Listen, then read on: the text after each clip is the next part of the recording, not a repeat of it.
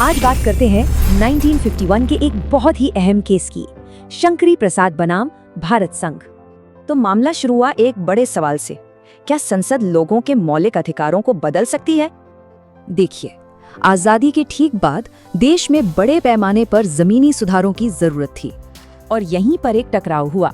सरकार का मकसद संपत्ति के मौलिक अधिकार के आड़े आ रहा था, तो सरकार ने इसका हल निकाला 1951 में संविधान का पहला संशोधन। पर इस कदम को फौरन ही चुनौती मिली और मामला सीधा देश की सबसे बड़ी अदालत में पहुंच गया। चुनौती देने वालों का सीधा तर्क था कि संसद के पास मौलिक अधिकार बदलने की ताकत नहीं है। उन्होंने अपनी बात का आधार बनाया आर्टिकल 13 को, जो कहता है कि ऐसे अधिकार कानून से ऊपर है। तो अब सवाल ये था, क्या संविधान संशोधन भी आर्टिकल 13 के तहत एक कानून माना जाएगा? और फिर आया सुप्रीम कोर्ट का फैसला। कोर्ट ने सरकार का साथ दिया और संशोधन को सही ठहराया। कोर्ट ने कहा कि एक संवैधानिक संशोधन और एक आम कानून में बड़ा फर्क होता है। इसे ऐसे समझिए, आर्टिकल 13 और आर्टिकल 368 ये दो अलग अलग तरह की शक्तियों की बात करते हैं। मतलब आम कानून बनाने की ताकत संविधान बदलने की ताकत पर रोक नहीं लगा सकती। इसका सीधा असर ये हुआ कि संसद अब मौलिक अधिकारों में भी बदलाव कर सकती थी। लेकिन ये तो बस एक लंबी संवैधानिक बहस की शुरुआत थी। कहानी अभी बाकी थी। आगे चलकर दूसरे केस आए और उन्होंने इस पूरे कानूनी नजरिए को ही पलट कर रख दिया।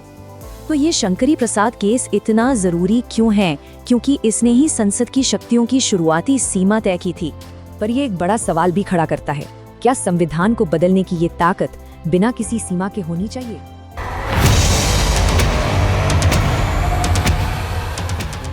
पता है, भारतीय संविधान की दुनिया में कभी-कभी एक हार जीत से भी बड़ी हो जाती है। आज हम एक ऐसे ही केस की कहानी समझने वाले हैं, सज्जन सिंह बनाम राजस्थान राज्य। अब ये एक ऐसा केस है जिसने पहली नजर में तो कुछ नहीं बदला, लेकिन असल में इसने हमारे देश के सबसे बड़े संवैधानिक सिद्धांतों में से एक की नींव रखी थी। तो फिर सवाल ये उठता है कि आखिर ये कैसे हो सकता है? कैसे एक कानूनी हार भारत की सबसे बड़ी संवैधानिक जीतों में से एक बन गई? देखिए, इस कहानी का सारा राज एक छोटी सी असहमति की ताकत में छिपा है, जिसने आगे चल के सब कुछ बदल दिया। देखिए, सज्जन सिंह मामला कोई अकेली घटना नहीं थी। नहीं, ये तो एक लंबी कहानी का बहुत जरूरी हिस्सा था। एक ऐसी कड़ी जो 1951 के शंकरी प्रसाद केस से शुरू हुई और 1973 के ऐतिहासिक केशवानंद भारती केस पर जाके खत्म हुई। इस कहानी को ठीक से समझने के लिए चलिए थोड़ा सा पीछे चलते हैं टाइम में। सज्जन सिंह केस से पहले भारत में एक बहुत ही सीधी सादी कानूनी हकीकत थी, और वो ये थी कि संसद की शक्ति पर कोई सवाल नहीं उठाया जा सकता था। ये सब शुरू हुआ था 1951 में। शंकरी प्रसाद मामले ने एक नियम तय कर दिया था। सुप्रीम कोर्ट ने साफ साफ कह दिया था कि संसद के पास संविधान का कोई भी हिस्सा, यहां तक कि हमारे मौलिक अधिकार यानी फंडामेंटल राइट्स को भी बदलने की पूरी शक्ति है। मतलब साफ, संसद ही सर्वोच्च थी। पर फिर एक नए संवैधानिक संशोधन ने इस बेहिसाब ताकत को सीधी चुनौती दे दी, और बस यहीं से सज्जन सिंह मामले की कहानी की असल शुरुआत होती है। हुआ ये कि सरकार भूमि सुधार कानूनों को बचाने के लिए 17वां संविधान संशोधन अधिनियम 1964 लेकर आई, और इसी संशोधन को सज्जन सिंह और दूसरे लोगों ने मिलकर अदालत में चैलेंज कर दिया। और यहीं से एक बहुत ही बुनियादी सवाल खड़ा हुआ, एक ऐसा सवाल जो आज भी उतना ही जरूरी है। क्या संसद हमारे सबसे जरूरी मौलिक अधिकारों को भी बदल सकती है? यही वो बड़ा सवाल था जिसका जवाब सुप्रीम कोर्ट को देना था। अब यहाँ पर मामला ना बड़ा दिलचस्प हो जाता है। ये एक तरह से संविधान के अंदर की ही रस्साकशी थी। एक तरफ था आर्टिकल 368 जो संसद को संविधान में बदलाव की शक्ति देता है, तो दूसरी तरफ था आर्टिकल 13(2) जो कहता है कि मौलिक अधिकारों के खिलाफ कोई भी कानून नहीं बनाया जा सकता। तो असली पेंच ये था, क्या संविधान संशोधन भी एक कानून माना जाएगा? तो अदालत का फैसला क्या था? पहली नजर में तो ऐसा लगा कि जैसे इतिहास बस खुद को दोहरा रहा है, कुछ भी नया नहीं हुआ। ज्यादातर जजों का फैसला एकदम साफ था।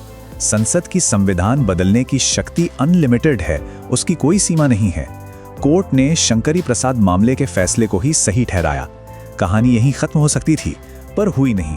और यही कहानी में आता है असली ट्विस्ट।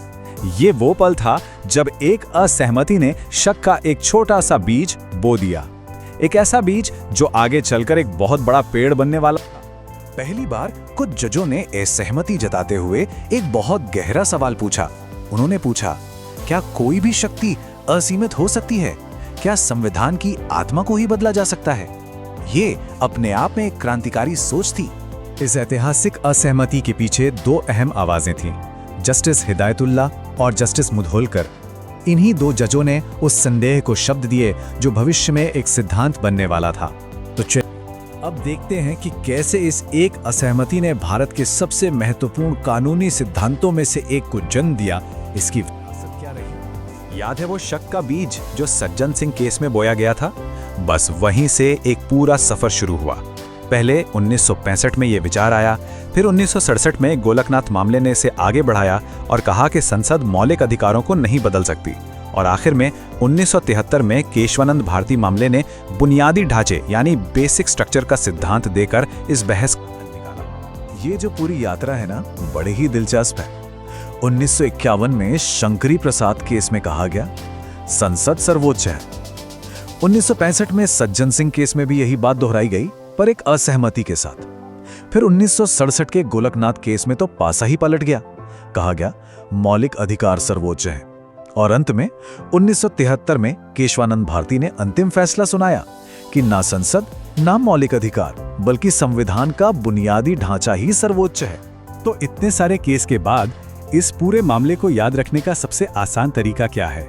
एक बहुत ही सरल सी ट्रिक है, Sajjan Singh is equal to दोहराव प्लस संदेह। मतलब इस केस ने पुराने फैसले को दोहराया जरूर, लेकिन पहली बार वो संदेह पैदा किया जिसने भारत के संवैधानिक भविष्य को हमेशा हमेशा के लिए बदल दिया। तो अंत में ये कहानी हमें एक बहुत गहरे सवाल के साथ छोड़ जाती है, जो इस पूरे मामले का सार है। किसी भी देश की आत्मा के वो कौन से हिस्से हैं जो हर शक्ति, हर कानून की पहुंच से परे होने चाहिए? सोचिएगा जरूर।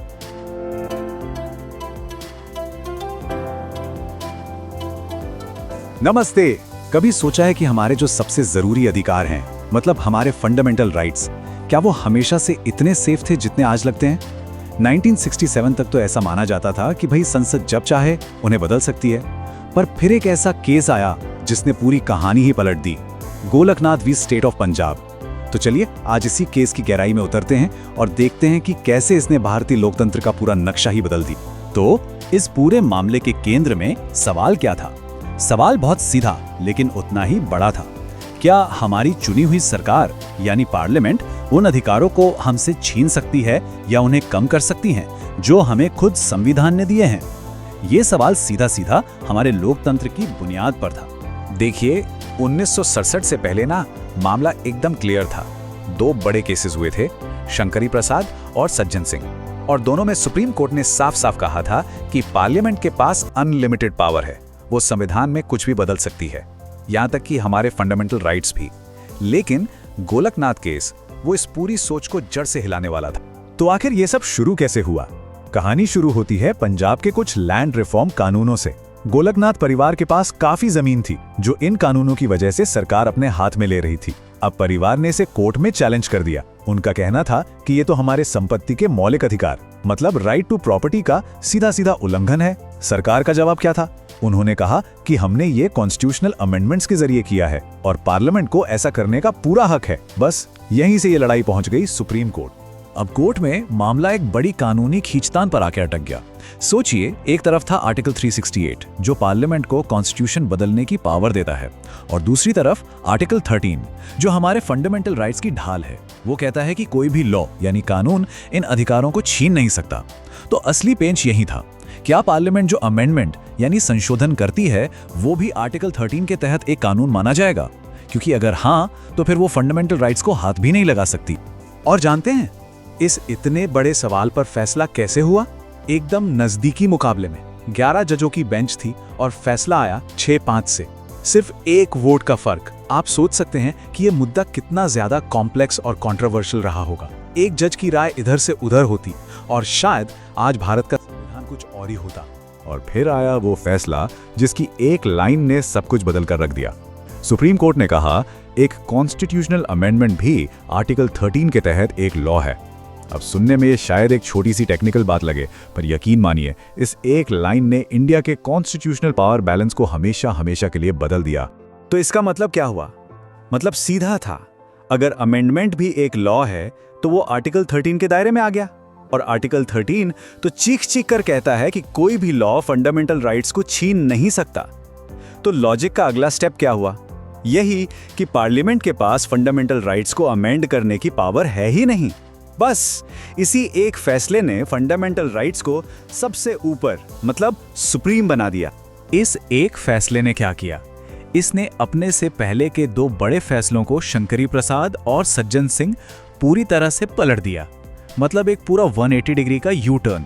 जहां पहले माना जाता था कि पार्लियामेंट की पावर पर कोई लगाम नहीं है, वहीं अब उसके हाथ फंडामेंटल राइट्स से बंध चुके थे। ये एक जबरदस्त कॉन्स्टिट्यूशनल शिफ्ट था। लेकिन रुकिए, इस फैसले से एक नई प्रॉब्लम खड़ी हो गई। अगर फंडामेंटल राइट्स को बदलना गलत है तो उन सारे पुराने अमेंडमेंट्स का क्या होगा जो पहले ही किए जा चुके हैं? क्या उन सबको कैंसिल कर दिया जाएगा? ऐसा होता तो देश में एक बहुत बड़ा लीगल कंफ्यूजन पैदा हो जाता। तो इस उथल-पुथल से बचने के लिए सुप्रीम कोर्ट एक बहुत ही स्मार्ट और नया आइडिया लेकर आया, जिसे कहते हैं प्रोस्पेक्टिव ओवररूलिंग। इसका मतलब बहुत सिंपल भाषा में ये था, कोर्ट ने कहा कि हमारा ये जो नया फैसला है ना, ये आज से और भविष्य के लिए लागू होगा। मतलब जो पुराने अमेंडमेंट्स हो चुके हैं वो वैलिड रहेंगे, उनको नहीं छेड़ा जाएगा। लेकिन आज के बाद पार्लियामेंट फ्यूचर में ऐसा कोई भी अमेंडमेंट नहीं कर सकती जो फंडामेंटल राइट्स को कम करे या छीने। ये एक बहुत ही प्रैक्टिकल सॉल्यूशन था, है ना? तो कुल मिलाकर इस पूरी कहानी का निचोड़ क्या निकला? गोलकनाथ केस ने पावर के तराजू को पूरी तरह पलट दिया। पहले का नियम था पार्लियामेंट सुप्रीम है, अब नया नियम बन गया फंडामेंटल राइट सुप्रीम है। ये इंडियन डेमोक्रेसी के लिए एक कह सकते हैं एक टर्निंग पॉइंट था। अगर इस पूरे केस से सिर्फ एक लाइन याद रखनी हो तो वो ये है, गोलकनाथ केस के बाद पार्लियामेंट फंडामेंटल राइट्स को अमेंड नहीं कर सकती। बस ये इस फैसले का सबसे सीधा और सबसे जरूरी मैसेज था। पर क्या कहानी यहीं खत्म हो गई? नहीं, बिल्कुल नहीं। असल में पार्लियामेंट और सुप्रीम कोर्ट के बीच पावर को लेकर ये खींचतान तो अभी और बढ़नी थी। गोलकनाथ के इस फैसले ने असल में एक और भी बड़े और शायद भारत के सबसे जरूरी कॉन्स्टिट्यूशनल केस की जमीन तैयार कर दी, जो 1973 में हमारे सामने आया, केशवानंद भारती केस। तो जाने से पहले एक सवाल दिमाग में आता है, अगर पार्लियामेंट वक्त के साथ फंडामेंटल राइट्स को बदल ही नहीं सकती, तो क्या हमारा संविधान एक ऐसी किताब बनकर रह जाएगा जो बदलते समाज की जरूरतों को पूरा ही न कर पाए? इसी बड़े सवाल के जवाब में जन्म हुआ बेसिक स्ट्रक्चर डॉक्ट्रिन का। लेकिन वो एक अलग कहानी है जिसके बारे में हम बात करेंगे अगली बार।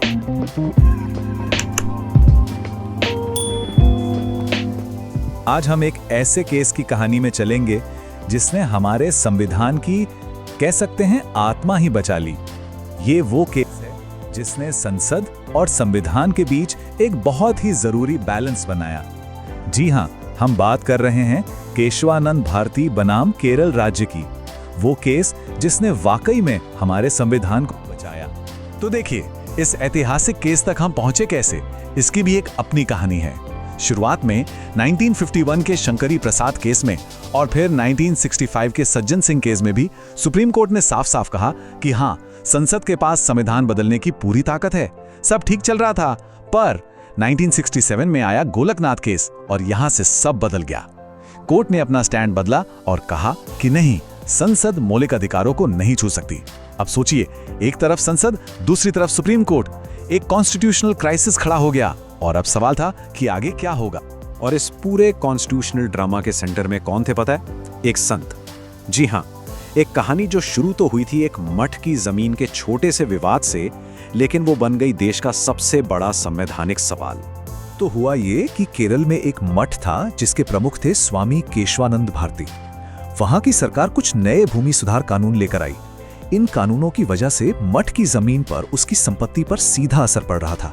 और बात सिर्फ इतनी नहीं थी, इन कानूनों को सही ठहराने के लिए सरकार ने संविधान में भी बदलाव कर दिए थे। बस यहीं पर स्वामी केशवानंद भारती ने एक ऐसा सवाल उठाया जो सिर्फ उनकी जमीन का नहीं, बल्कि हम सबके संविधान के भविष्य का सवाल था। उन्होंने पूछा, क्या संसद की संविधान बदलने की ताकत की कोई सीमा ही नहीं है? क्या वो कुछ भी बदल सकती है? कोई तो लक्ष्मण रेखा होगी जिसे वो पार नहीं कर सकती। और ये सवाल ये इतना बड़ा हो गया, इतना जरूरी हो गया कि इसे सुनने के लिए भारत के इतिहास की सबसे बड़ी बेंच बिठाई गई। अब ये मामला एक मटका नहीं रहा था, ये सवाल अब हमारे संविधान की बुनियाद का बन चुका था। और जानते हैं उस बेंच में कितने जज थे? 1, 2, 5 नहीं, पूरे 13 जज, 13। आज तक भारत के इतिहास में इतनी बड़ी बेंच किसी केस को सुनने के लिए नहीं बैठी। इससे आप अंदाजा लगा सकते हैं कि मामला कितना कितना ज्यादा गंभीर था। तो इन 13 जजों के सामने बस एक ही सवाल था, एकदम साफ। क्या संसद की पावर एब्सोल्यूट है? मतलब वो संविधान का हर एक पन्ना बदल सकती है? या फिर हमारे संविधान का कोई ऐसा मूल ढांचा है, कोई ऐसी आत्मा है जिसे संसद भी हाथ नहीं लगा सकती? कई महीनों तक सुनवाई चली, दलीलें दी गईं और फिर आया फैसले का दिन। एक ऐसा फैसला जो आया तो बहुत ही मामूली अंतर से, पर उसका असर हमारे देश पर हमेशा के लिए पड़ने वाला था। फैसला था 7 के मुकाबले 6। सोचिए, 7:6। सिर्फ एक जज के वोट ने तय कर दिया कि भारत का संवैधानिक भविष्य किस दिशा में जाएगा। मतलब ये दिखाता है कि खुद जज भी इस मुद्दे पर कितने बटे हुए थे। तो आखिर कोर्ट ने कहा क्या? चलिए इसको 3 आसान हिस्सों में समझते हैं। पहला, कोर्ट ने कहा हाँ, संसद संविधान में बदलाव कर सकती है। दूसरा पॉइंट, हाँ, इस बदलाव में मौलिक अधिकार भी शामिल हैं। लेकिन, और ये लेकिन ही सब कुछ है। तीसरा और सबसे जरूरी पॉइंट था, संसद संविधान के मूल ढांचे को, उसके बेसिक स्ट्रक्चर को नहीं बदल सकती। और बस इसी एक फैसले से एक बिल्कुल नए और पावरफुल लीगल आइडिया का जन्म हुआ। एक ऐसा सिद्धांत जिसे आज हम सब बेसिक स्ट्रक्चर डॉक्ट्रिन या मूल संरचना का सिद्धांत के नाम से जानते हैं। तो सवाल उठता है कि ये बेसिक स्ट्रक्चर आखिर है क्या? आसान भाषा में कहें तो ये हमारे संविधान की आत्मा को पहचानने की एक कोशिश थी। देखिए, ये सिद्धांत बस इतना कहता है कि हमारे संविधान में कुछ चीजें इतनी जरूरी हैं, इतनी फंडामेंटल हैं कि संसद उन्हें अमेंडमेंट के जरिए भी हटा नहीं सकती। ये एक तरह से हमारे संविधान के लिए एक सुरक्षा कवच बन गया। अच्छा, तो इस बेसिक स्ट्रक्चर में आता क्या क्या है? देखिए, कोर्ट ने कोई फिक्स लिस्ट नहीं दी। उन्होंने कहा कि यह समय के साथ तय होगा, पर मोटे तौर पे इसमें शामिल हैं संविधान सबसे ऊपर है, हमारा लोकतंत्र, धर्मनिरपेक्षता, कानून का राज, न्यायपालिका की आजादी और हमारा फेडरल सिस्टम। और ये लिस्ट आज भी इवॉल्व हो रही है। तो इस एक फैसले ने सही मायनों में भारत में एक नया बैलेंस बना दिया। इसने पार्लियामेंट और कॉन्स्टिट्यूशन के रिश्ते को हमेशा हमेशा के लिए बदल कर रख दिया। इस बदलाव को समझने के लिए चलिए एक क्विक कंपैरिजन करते हैं। इस फैसले से पहले 1967 के गोलकनाथ केस में कोर्ट ने कहा था संसद फंडामेंटल राइट्स को हाथ भी नहीं लगा सकती, फुल स्टॉप। लेकिन केशवानंद केस ने एक बीच का रास्ता निकाला। उन्होंने कहा ठीक है, आप फंडामेंटल राइट्स को अमेंड कर सकते हैं, पर शर्त यह है कि आप संविधान के बेसिक स्ट्रक्चर को नहीं छुएं। तो नतीजा क्या निकला? नतीजा ये हुआ कि संसद की संशोधन करने की पावर भी बनी रही और हमारे संविधान की हिफाजत की गारंटी भी मिल गई। मतलब इस फैसले ने संसद को कमजोर नहीं किया, बल्कि एक खूबसूरत बैलेंस बना दिया। एक ऐसा बैलेंस जो आज भी हमारे लोकतंत्र को बचाए हुए। तो अगर इस पूरी चर्चा से आपको सिर्फ एक लाइन याद रखनी हो, वो गोल्डन लाइन जो हर एग्जाम में काम आएगी, तो वो ये है, केशवानंद भारती केस ने बेसिक स्ट्रक्चर डॉक्ट्रिन को जन्म दिया। और इसे याद रखने के एक मजेदार ट्रिक, बस इतना याद रखिए, केशवानंद इज इक्वल टू शक्ति प्लस सीमा, यानी संसद को शक्ति भी दी और उस पर एक सीमा भी लगा दी। इस एक फैसले ने एक बहुत बड़ा सवाल पूछा था, क्या संविधान सिर्फ कुछ पन्नों का दस्तावेज है जिसे जब चाहे बदला जा सकता है, या ये एक जीती जागती आत्मा है जिसकी रक्षा होनी चाहिए? और इस केस ने जवाब दिया, हाँ, इसकी एक आत्मा है और उसकी रक्षा करना हम सबकी जिम्मेदारी है।